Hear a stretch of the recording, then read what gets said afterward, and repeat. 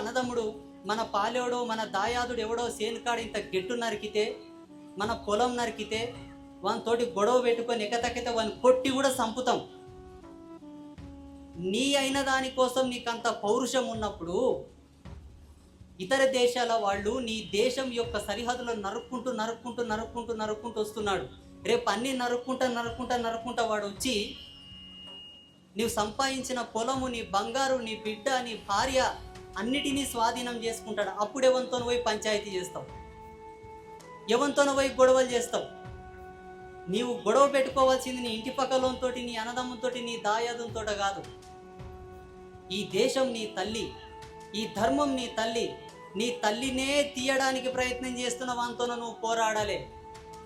నీ ధర్మం మీద చేసిన వాని యొక్క చేతి నరకడానికి నువ్వు పోరాడాలి. తర్వాతకు మన అన్నదమ్ముడు, మన పాలేడు, మన భాగస్తుడు. ఇది తర్వాత పంచాయతీ.